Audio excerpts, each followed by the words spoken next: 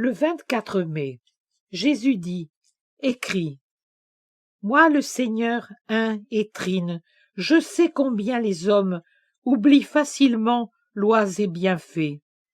C'est pourquoi j'ai remplacé une loi et une alliance écrites et conservées sur des objets morts, la pierre et le bois, même recouverts d'or, cela reste toujours du bois, par une loi et une alliance écrites sur une chair et un sang divin, et conservés toujours aussi vivants que quand ils ont servi pour l'alliance avec le ciel, dans un tabernacle.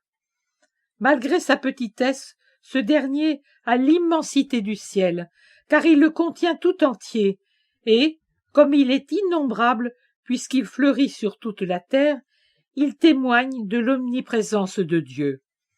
Mais tant de bonté prévoyante n'a pas suffi à transformer ceux qui sont tout sauf mes enfants en enfants fidèles. De plus en plus, vous êtes devenus la race dépravée et perverse dont Moïse parle.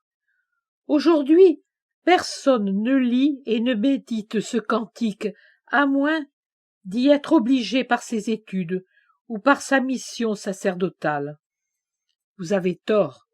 Vous devriez le lire et le méditer, et vous dire en vous frappant la poitrine, « C'est nous, ce peuple insensé, ce peuple sans reconnaissance, qui, après avoir reçu les bienfaits de Dieu, a regimbé comme une mule opiniâtre et a abandonné son Seigneur.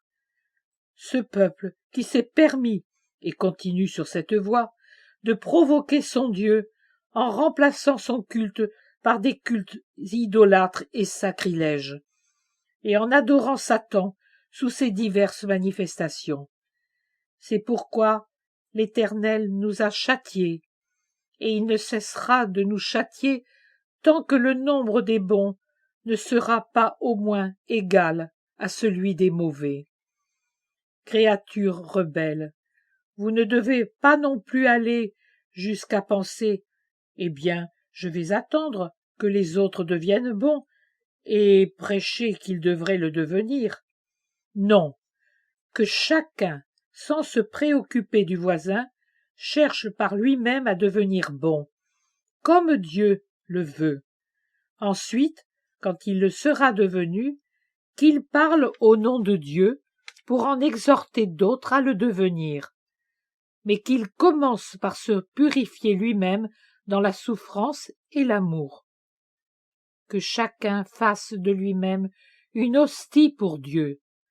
La terre, cet autel contaminé, a besoin d'être sanctifié à nouveau avant de pouvoir redevenir un autel cher au Seigneur. Que la souffrance soit holocauste pour le péché et l'amour holocauste pour le sacrifice de la paix. Mais que l'amour commence par naître en vous. Sans lui, vous ne pourriez me posséder, moi qui suis l'amour éternel, celui qui suscite toute action ou pensée surnaturelle. L'amour vous poussera à la contrition vous rendra à Dieu.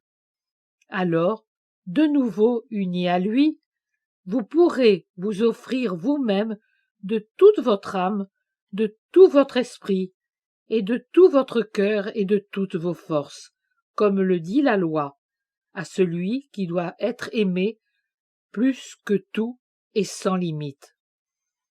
Je suis l'amour qui parle, je suis l'amour qui bénit. C'est moi qui te bénis. Et moi, je te bénis, ô amour, car tu déverses sur moi ta lumière qui est lumière de la lumière la plus réjouissante et béatifique.